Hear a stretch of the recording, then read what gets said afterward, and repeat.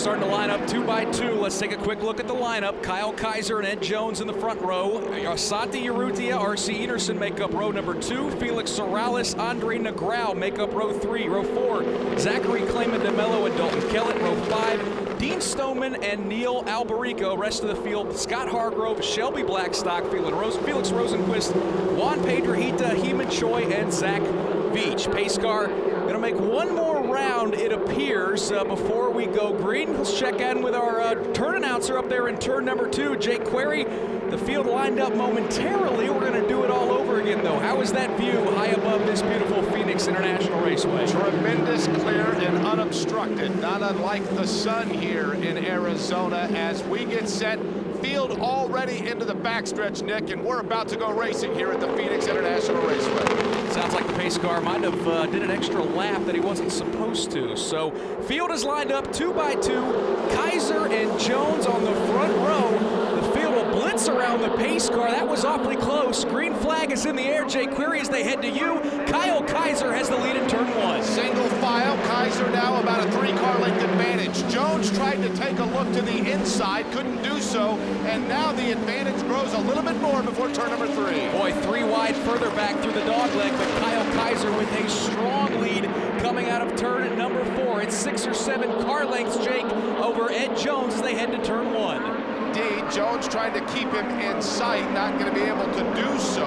R.C. Enerson moved his way into the 3rd spot. Field now single file as they move towards the backstretch. Mark Janes on this 2nd lap, things settling down up front in the first 2 or 3 positions, but towards the rear of the field, they're going 2 and 3 wide. Yeah, Zach Veach made quick work of his teammate Rosenquist, Choi, Pedrojita, Hargrove, Blackstock getting ready to be a victim. Of course, he had to start at the rear of the field, could not qualify yesterday, but up front, it's all Kyle Kaiser at the midway point of the back straightaway. So we kind of anticipated this. Zach Veach in 2 laps went from 16th to 11th, but it is Kyle Kaiser up front. He's got about a 10-car length lead over the 11 of Ed Jones. Jake, that battle for 3rd, Andre Negrao creeping up on the back of R.C. Enerson. Yep, about 2.5 car lengths. That black machine of Negrao, car number 17, trying to close in on R.C. Enerson. Enerson holds him at bay now as they work towards the turn 3, turn 4 area. Enerson takes a very less than aggressive line through turn number 3. He's got about a 2 or 3 car length lead over Andre Negrao as they set up for turn number 1. Further back in the field, things have settled down. We saw 2, 3, and nearly 4 wide at times further back in the field with a pair of the Pelfrey cars, the Juan Pedrojita and Scott Hargrove. The Velarde Auto Racing cars mixed it up quite as bit. But again, Kyle Kaiser off of turn number 4. Jake, that lead appears to be growing for that sophomore driver for Yukos Racing. Good battle in the middle of the pack, as you talked about. That's Neil Alberico and Dalton Kellett. It is the battle for 10th. It's of note only because it's settled down just a bit, but then you've got Zach Veach in that 11th spot trying to take in yet another car. Kelton right now is his target. Mark, we anticipate with 90 laps on these Cooper tires, the tire degradation going to be something we're going to be watching throughout the course of this week. Yeah, we've seen it in Milwaukee. We've seen it in Iowa. Guys that don't take care of the tires, and over the last 25 laps of the race, a car that appears to be dominant early on, I think suffers handling issues toward the last 15, 20 laps of the race. No question, you got to take care. I think it's going to be very, very similar to the Verizon IndyCar Series because of the loads, the way this track is set up. I think the one you got to keep an eye on is that left front. That's the one you got to take care of. That's the one that I think could conceivably go away first. So I think to that end, this race is going to be run in segments. I think early on you saw guys jockeying for position, making passes while they could. They'll settle into a race pace. We're already almost 10 laps into this race. And I think once we get past the halfway point, if they feel like their tires are in pretty good shape, that's when they'll start forcing the issue a little bit. They just have to hope that Kyle Kaiser is not long gone by then. Mark, in St. Petersburg 2 weeks ago for the first race, Kyle Kaiser grabbed his first career pole. Lost that first position really on the first lap to Zach Veach when he kind of got squeezed out into that first corner. Impressed with the pace that he's shown early on. He didn't want to give up that lead early on. No, and then you know, as a pole sitter, I think he learned a little something by what happened at St. Petersburg, and we talked about it in qualifying yesterday. You see young guys go out and take their first run in a 2-lap qualifying effort. You'd like to talk to them right away and say, hey, what would you do differently almost right away? You know, a big learning curve, especially at a place like this, and you know, whatever lessons he needed to learn after what happened at St. Pete when he lost a couple of positions at the start, clearly he didn't let that happen again. He's the guy that's in charge of pacing the field to the green flag. That's exactly what he did, and he enjoyed the spoils of being the fastest qualifier. 9 of 90 laps in the books here at Phoenix International Raceway here for the Indy Lights Series. Kyle Kaiser with a 1.2-second lead over Ed Jones. Let's check in for the first time on pit lane with Rob Howden. Guys, I'll tell you, I talked to a bunch of drivers in the paddock before we set up for this race, and they echoed exactly what Mark James just said. The opening laps here, they know that they were going to try to take advantage of the opening lap chaos, but at that point, they would have to settle in and take care of their Cooper tires. That was definitely the call. Every driver told me between 60 and 70 laps is when they're going to really have to take care of the tires. It's that last 20 to 30 lap run where they can start getting aggressive. Big battle on track right now with Zach Veach. Yeah, Jake Query, that happened right there in turn 2. It's a battle for 10th. Zach Veach just got around Dalton Kellett. Did so to the inside between turns 1 and 2. Kellett going to try to take a look now in turn 3. Veach shuts the door. Veach holding on to that 10th spot, now exits turn number 4. That car gets to the outside. Kellett starts to settle down just a little bit, as now it's about a 3-car length advantage between that 5 and 22. There was a big wiggle out of that teal Andretti Autosport Mazda in turns 3 and 4, but Mark, once Zach Veach cleared Dalton Kellett, he opened up to about a 10 to 12 car length advantage. He's going to need some help with some cautions and tire management, but Zach Veach appears to have a fast race car. Well, he was anxious to get here because his last win this series came on an oval. He enjoys oval racing. Unfortunately, a cut tire put him against the outside retaining wall in turn number 4. They couldn't make the repairs they needed to allow him to go qualifying. You got to be impressed, because I don't know if too many times on a track like this in an Indy Lights formula that we've ever seen a guy pass 6 cars within the first 10 or 11 laps. I think you hit the nail on the head there. That is an awfully fast race car. So Zach Veach, the big mover early on from 16th to 10th. Still Kyle Kaiser at the front of the field. Jake Query, as they roar out of turn number 4, that lead has kind of stayed stagnant at about 1.2 seconds as Ed Jones appears to still have a pretty racy car. I'll tell you, that battle for third right now is the one that's interesting. That's because Negrau is keeping R.C. Ederson, the 3rd spot, right there in his sights. It's about a 2.5 car length advantage. Nick, it appears as though, in particular, coming off 4, as they're doing so right now, that Ederson loses just a little bit of ground. Negrau, though, can't make up for it. They go into turn number 1, and that's where Ederson seems to be able to get himself some breathing room. Yeah, that's a great observation, Jake. Ederson took a very, very wide line out of turn number 4, so that battle for 3rd sets up again in turns 3 and turns 4. They get around this racetrack here at Phoenix just so incredibly quick. Negrau this time stretches it out a little far to the right side of the racetrack, right up alongside the blue walls here at Phoenix International Raceway. So Kyle Kaiser's your leader, Ed Jones 2nd, R.C. Ederson runs 3rd. The distance between Ederson and Negrau is just half a second. Andre Negrau 4th, Santi Urrutia is 5th. Felix Sorrellis, one of the winners at St. Petersburg, currently runs 6th. Zachary Clayman DeMello runs 7th. Dean Stoneman runs 8th. Neil Alberico is 9th. Zach Veach, the big mover, is up 6 spots to 10th. Dalton Kellett runs 11th. Scott Hargrove is 12th. Shelby Blackstock 13th. Juan Pedrojita 14th. Felix Rosenquist on an oval for the first time, one of our winners from St. Pete. He's not finding a lot of success early on. He runs 15th, and Heeman Choi currently rounds out the 16 drivers running in the 16th position. Mark, the pace around this place, they pick these laps up and they lay them down. We're going to see it tonight in the Verizon IndyCar Series. It is so impressive around this tight 1-mile racetrack to see these guys just blitz off these laps. 69 laps remaining in this race, Nick. I don't think it's out of the question that Choi, Rosenquist, Pedrojita, and Blackstock could be feeling some heat from the leaders in about 20 laps or so. I think we're going to see, unfortunately, some guys go laps down. I mean, I just saw the leader, Kaiser, go into turn number 3 just about the time that Choi was entering turn number 4. He can't quite seem at the end of the straightaway just yet. But again, I would say within 20 laps, things could get interesting in terms of some of the veterans running up front having to negotiate the inexperience in the back with traffic. Rob Howden, we've got a lot of drivers that making their second year, their sophomore campaigns in the Indy Lights Series. And while this 2016 season is still very early, hard not to put Kyle Kaiser at the top of the list as maybe most improved so far with about 2.5 races in the book. You know, Nick, I get a chance to do the press conferences after all of our races, and it's just so night and day when you see with these young guys in their first year of the Indy Lights program. They're a little bit nervous. They're nervous on the racetrack. They make some mistakes as well, but we get them into the press conference room, and they're just kind of uncomfortable. But man, you know, this year, Kyle Kaiser has rolled out here looking so good, so impressive. He is just relaxed. He's focused. And I'll tell you, I think you're right, Nick. If he gets on a roll here right now, we always talk about winning that first race. If Kyle Kaiser can get that first race win in the books, we may see him win a number of races here in 2016. Boy, awfully impressive what we see from these drivers, but also these race cars, of course, powered by Mazda engines. Since 2007, Mazda has provided more than $12 million in driver development scholarships, more than $2 million in scholarships on the line this season in USF 2000 Pro Mazda and Indy Lights.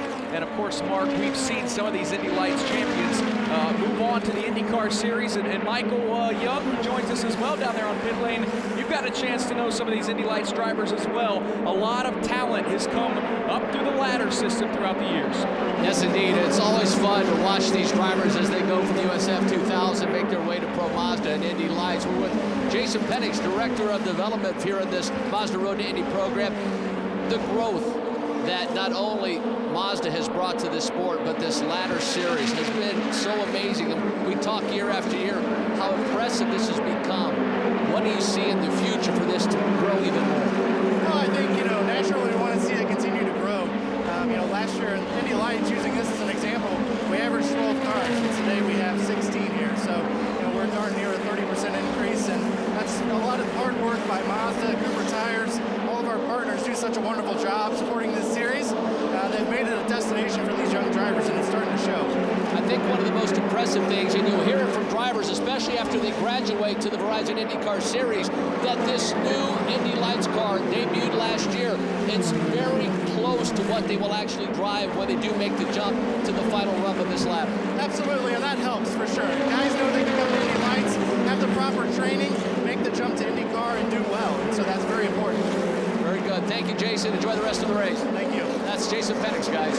Jason Penix, one of the good guys. Michael Young's not too bad himself, Mark, if you think about it. We saw a good battle shaping up there, Jake Query, for about, I want to say, the 10th position. It was Dean Stoneman trying to get around Zachary Clayman DeMello. Excuse me, that was actually for the 7th position. And then once Stoneman cleared Clayman DeMello, he had big problems at your end of the racetrack. Big time, because DeMello wanted to go to the outside. When he did so, that 13 machine got awfully loose. Not only did Stoneman get past him, but that allowed for Beach to do the same. Now he's got some problems behind him in the form of Dalton Kellett. So while he was running 7th just 4 circuits ago, now all of a sudden that wiggle between 1 and 2 and just getting that car back in line has cost him 3 spots on the racetrack. We've had a change for the 4th position as Santi Urrutia has gotten around Andre Negrao, who appears to be struggling down the backstretch. Let's check in the pit lane with Rob Howden. Just to add further to what Jake Murray said there, I talked to a couple of drivers and asked them about what would happen if they got past. Was there any kind of second groove at all? And they said to me that when you get past going into turn number 1, you've got to get off and you've got to tuck back in behind. You can't go too wide. We saw that with Zach Clayman DeMello. As soon as he got up out of the groove, that car pushed to the wall, full lock, and I was here with his teammate at Yunkos Racing, and they were just up and down. Folks, we have a yellow on track. We do have an issue. It is Heeman Choi, the young Korean driver. Lost the rear end of that car coming out of turn number 4, slid about a third of the way down the front straightaway, did not make contact with either the inside or outside wall, and it was also right in front of the leaders, Mark, and it appears he's got issues there with his Cooper tires. Yeah, 77 machine piloted by Scott Anderson in St. Petersburg. Scott is actually driving the pace car this weekend. Choi in that 77 car, and you know, we haven't seen 3 and 4 be much of a troublesome spot. Most of the issues in the Verizon IndyCar Series, anyway, have come in the area of 1 and 2. But yeah, that car owner said it. We get a chance to look at the replay. Right in front of the leader, albeit, too. Yeah. it just stepped out on him. I don't know if he ran over a piece of debris and cut a tire, much like what happened to Zach Veach yesterday. But that's quite a feeling. And we've had, you know, driver analyst after driver analyst. We've had Robbie Buell, we've had Davey Hamilton, we've had Zach Veach, we've had Sage Karam, and all of those guys explained to us that is you feel it. You feel it right away, and just all of a sudden that grip, which you can actually feel the car gripping, all of a sudden just disappears, and oftentimes without warning. Luck and skill both allowed him to minimize the damage to that race car in some very, very, very strange circumstances. Yeah, Heeman Choi did a really nice job of at least when he lost the car to lock him down so that car didn't slide up to the inside or the outside. Because, Mark, one of the things that I've been amazed with, the front straightaway here at Phoenix International Raceway, it's not tremendously wide. So to have an issue off of 4 and not hit the wall, that's going to be a rarity. Hard to believe this is the 30th anniversary of the Indy Lights here, Nick, and Phoenix International Raceway's first event, April 2nd, 1986. It was then referred to as the American Racing Series. It ran in conjunction with CART at the time. Of course, the Indy Lights came into existence in 1991, ceased operations in 2001. Of course, then the Infinity Pro Series was born. It ran at PIR for a couple of years through 2005. It was renamed Indy Lights in 2008, so that's a little glimpse of the history. And you know, there's a who's who of drivers in the Verizon IndyCar Series that have come up through the ranks and had the opportunity to race here. And in this season, when so much of the focus is placed on the 100th running, it's great to be back here at Phoenix. It'll be great to get back to Road America. And I think more enjoyment out of this race weekend is to revisit the outstanding history that the Indy Lights Series has at this fabulous facility. So the yellow flag is out for the first time today at 37 of 90 laps complete in this race here for the Indy Lights Series, presented by Cooper Tires. We're going to see the 1 to go sign. Rob Howden, the one casualty that brought out the caution. Heeman Choi's in front of you. Yeah, he came down here to the pit, actually stopped short of his pit. They're going to try to roll him in here right now. The 77 into pit lane. As he came in, it was kind of crabbing a little bit. Looks like there could be something bent in the front of the car, but the team is ready for him. But again, he just made his pit lane. Heeman Choi's going to fall about 4 laps down, so going to be hard to dig himself out of that hole as they make their way down the backstretch. And I just got a report from Rob Howden that they have shut the engine off for the number 77 of Heeman Choi, so it appears he will end today's race with a 16th place finish. The good news for a lot of those cars on the tail end of the lead lap is that caution happened at a good time. Everyone was able to stay on the lead lap. Leader Kyle Kaiser accelerates to the start-finish line. Jake Query, the first 7 or 8 cars are single file, but Shelby Blackstock and the Team Pelfrey cars mixing it up towards the rear of the field. Meanwhile, good battle for third as well. Taking a look to the inside, Uritia tried to make up that third spot, could not do so. R.C. Easterson holds him up. Field now single file as they work into turn number 4. Move Dean Stoneman up to the 6th position as he got around Felix Sorales. Sorales is going to have his hands full as Neil Alberico, his teammate Jake, sets him up in turn 1. You get the impression, Alberico, by the way, able to hold him off. You get the impression, Nick, that perhaps on the restarts, everybody wants to see exactly where they are. We go a couple of laps and then everything settles down just a little bit, while as Mark talked about, everybody tries to get a feel for when those tires are going to allow them to really make their move. Mark, Neil Alberico took a shot into the corner to get around Felix Sorales, slid up the racetrack, and look who's right there in that Velarde Auto Racing machine to slide up now into the 7th position. Yep, he had to lift, and that opened the door for Zach. Zach had made a run off him off of turn number 4, couldn't make it happen. And then when Alberico went after Sorales, couldn't make the pass stick, he too lost momentum. That momentum continues for Zach Veach as he has Felix Sorales in his crosshairs now as they head toward Jake Query. He tries to make that move now. Sorales has about a 3-car length advantage, but Veach coming off the dog leg tries to make up ground. However, Sorales is able to get just a little bit more speed before they move into turn number 3. Jake Query, the fastest car on the racetrack to my eye, might be that driver's 6th in line. Dean Stoneman trying to run down the 17 of Andre Negrao. Tries to take it now down towards the inside, a little bit lower line going into turn number 1. Can't make the move on Negrao. Now into the dog leg, gets right in his shadow, right on his tire tracks. Stoneman tried to reel him in into turn number 3. 3. Gets to about a half a car length. The ground takes it about a half a groove off the yellow line. Very aggressive line though for Stoneman. And Mark, he's not able to gain much ground off of turn number 4. Now about a 4 car length advantage now in the setup of turn number 2, and it'll stay that way as they start to kick through the dog leg and set up for the back straightaway. Kyle Kaiser, your leader. Ed Jones runs second. R.C. Enerson is third. Santi Urrutia fourth. The battle, though, continues to be for fifth as Andre Negrão has it, and certainly Dean Stoneman wants it. Across the line, we reach the halfway point. 45 of 90 laps in the book as Jake, the front 6, have distanced themselves from the rest of the pack. Boy, I'll tell you, that battle for fifth, and it starts to heat up again. Stoneman is right there ready to pounce on Negrão. As a matter of fact, he's going to dive low to the inside of turn number 4. They're side by side entering turn number 4, Nick. Boy, Andre Negrão gave him a little bit of room, but Stoneman not able to keep that momentum up, Jake, as they set up for turn 1. The distance about 2 car lengths, a battle for fifth. It seems as though Stoneman, in particular, off the dog leg, heading into turn number 3. That's where all of a sudden it's like a magnet pulling him in, and that magnet pulling him in is that car of Negrão that's sitting in fifth. But Stoneman, Nick, is not able to make his move through 3-4. Then Negrão gets a little bit more comfortable now as they move into turn number 1. Kaiser still your leader. Ed Jones runs second. R.C. Enerson third. Santi Urrutia fourth. Andre Negrão runs fifth. Dean Stoneman is sixth. And Mark, from what I've seen, you're able to get a run on drivers down the back straightaway and the front straightaway, but getting up alongside them has been awfully tough for a lot of these drivers. What's impressive is you've got guys like Kaiser, Jones, Enerson ran some of the short ovals last year, places like Milwaukee and Iowa.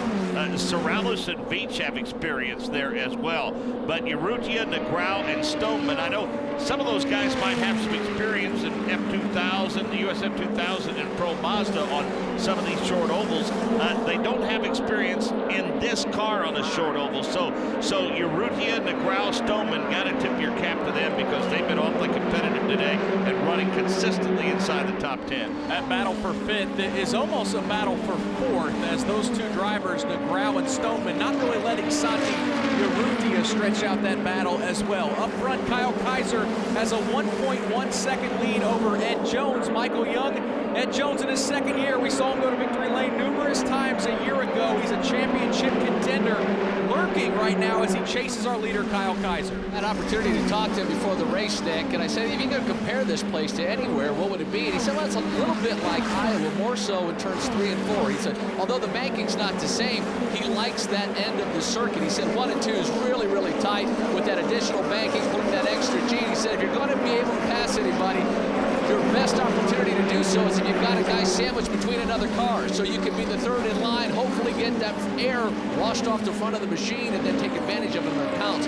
Very tricky place to pass, but again, Ed Jones, if you remember in Iowa, ran second to then teammate Max Chilton running second again today, but he's closing in on Kyle Kaiser ever so slowly. Jake Query, that battle for fifth is not going away as Andre Negrão has it, and Dean Stoneman still all over the rear wing of that car. It seems almost an inevitability that Stoneman's going to get around him, but give credit, of course, to Negrão, a guy who yesterday had an incident in practice, was open about the fact that this is the only oval he's ever been on between the test, practice, and qualifying here, and he's doing a heck of a job right now because, to your point, Nick, Stoneman, as they move in through turn number 1 and 2, might have the faster car of the two, but Negrão is putting his car exactly where he needs to be able to keep that distance about 2 car lengths. He had a big wiggle there. Andre Negrão, our current 5th place runner, coming out of turn number 2. He is very high coming out of turn number 4. Jake Query, this may be the opportunity Dean Stoneman needs. He's about a car length and a half back. Once again, he takes a look to the inside and can't make the move. Now, Negrão gets it very high coming out of turn number 2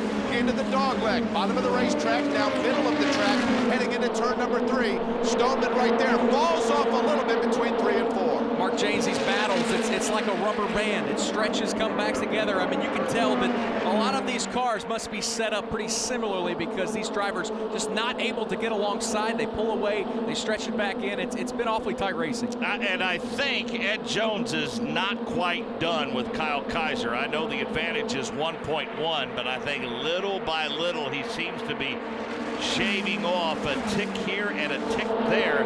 And I really think that Ed Jones has done a really good job of keeping that race car under him, exercise that phrase tire management, and I don't know. We've got 34 laps to go, and I know they're busting off some quick laps, but Nick, I just don't think this thing's quite over yet. Rob Howden, having a note on our leader, Kyle Kaiser, who has done a tremendous job, still leading with 33 to go. You know, guys, you never know what these guys are like on the radio, whether they're chatterboxes or whether they stay quiet. Well, I just talked to Ricardo Uncos, the team owner, and of course engineer for Kyle Kaiser, and they said it has been complete radio silence. They're very happy with the car right now, the way they've seen it. The times are exactly what they wanted, and Ricardo did say that yellow flag obviously going to give those tires a little chance to cool off, and he thinks it's going to help Kyle as he's out front. The tire degradation, of course, is going to be tough throughout the day, but that yellow gave him a little bit of a break midway through the race. Kaiser, Jones, and Enerson, your front three, they're running fairly comfortably, but Jake, you can throw a blanket over those drivers running 4th, 5th, and 6th. Sante Urrutia, Andre Negrao, Dean Stoneman off of turn number 4 headed your way. It's funny because Negrao, as he was dealing with mirrors full of Stoneman, all of a sudden looked up and had to think to himself, wait a minute, that 55 of Urrutia's right there in front of me for the 4th position. And to your point, Nick, they are right there. The distance nearly the same for Negrao in front and behind him. Stoneman between 3 and 4 drops back just a little bit. Urrutia now tries to get that room as Negrao coming off of 4 starts now to close in just a little bit. He might be able to reel in that machine. Best battle on the racetrack. It is for 4th, 5th, and 6th. Urrutia has about a 6 or 7 car length lead, but Mark Janes, Dean Stoneman just harassing Andre Negrao. If Negrao's going to hold on to this top 5 spot, he's going to earn it today. He's looking for room underneath him now as they come off of turn number 4. The 27 car of Stoneman with 17 of Negrao in the crosshairs, Jake. Coleman absolutely is giving it every single look that he can, high and low, can't get around Negrao. Negrao now has him, distance maybe a car length and a half as they work their way between 3 and 4. Negrao goes a little bit higher in through turn number 4. Stoneman again can't make the move as they cross the line. This 90-lap race is absolutely flying by. Just 28 to go at the line. Our leader, Kyle Kaiser, on the backstretch with a 1.3-second lead over Ed Jones. Jones with a 1.3-second deficit. Back to R.C. Enerson. Sante Urrutia runs 4th. Andre Negrao 5th. Dean Stoneman as 6th. One driver retired for the day. The young driver making just one of a handful of starts for Schmidt-Peterson Racing. Heeman Choi standing by with Michael Young. Heeman, what happened out there? Obviously, it looked like your day is over. You're out. You're making your way back to the hall. What happened? Yes, first of all, I got a little too loose in the beginning, but I managed a couple of laps. But unfortunately,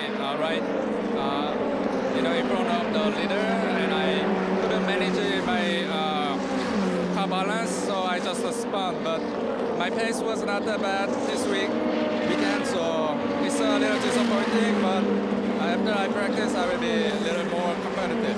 See you down the road. Thank you. Heeman Choi, guys, and boy, talk about a learning curve and having to learn an oval. This is a tough place to start out. Oh, Mark Janes, this is a place for the second race weekend of the year for a lot of these drivers, a lot of these rookies. So, hey, go attack Phoenix International Raceway. That's quite a task with 25 to go. Well, it is, but I think, give a lot of credit to the guys setting up the race car for knowing exactly, the way it's supposed to feel for these drivers and giving them a good mount and the confidence to be able to go out and tackle this thing. I mean, as you look around at just the way the racetrack is set up, you can tell that every corner is so very, very different, and you have to strike a delicate balance. It's not like a road and street course where you can go out and do it the way Rubens Barrichello did it the one year he was in the series, or where he would attack it corner by corner by corner in each session. I mean, you have to find a delicate balance to be fast everywhere, and a lot of these drivers among the top 5 or 6 have done a masterful job of that this weekend. Kyle Kaiser leads with 23 laps to go. That deficit starting to dwindle a bit. It was 1.3, 1.4 seconds a handful of laps ago. Ed Jones has it down to 1.2, but not close enough to challenge. Back to pit lane and Rob Howden. Nick, we've talked a lot about the quality of the series here in Indy Lights. Last year, over a handful of drivers actually were able to score victories. We have 3 different teams running in the top 3 right now, and even more interestingly, with Kyle Kaiser and Ed Jones up front. Remember, we already have 2 new winners from St. Petersburg, or 2 unique winners in Rosenquist and the other Yokos driver. So here we go forward. We're going to have at least 3 different winners in the first 3 races here right now. I missed that one driver that won the race at St. Petersburg, but we're going to have 3 different winners. As Felix Sorrells won as well. Thank you. So again, unbelievable consistency and equality in this program. 3 different teams up front, and it'll be 3 different teams scoring victories as well. Rob, we talk about the competition that's been so good. The one thing that's been consistent, and certainly as we've come to a new racetrack, the Mazda engines, the Cooper tires, boy, they've held up and performed awful strong all weekend for these teams. So it is Kyle Kaiser, Ed Jones, R.C. Enerson, Santi Urrutia, and Andre Negrão, your top 5 with about 20 laps to go. And Mark Jaynes, Kyle Kaiser has done a really solid job. I mean, that deficit is now kind of stabilized at about 1.4 seconds. And the good news, with 20 to go, I'm not sure he's going to catch the back of the field. It was at 1.5, then it got down to 1.1. Now it's back up to 1.3.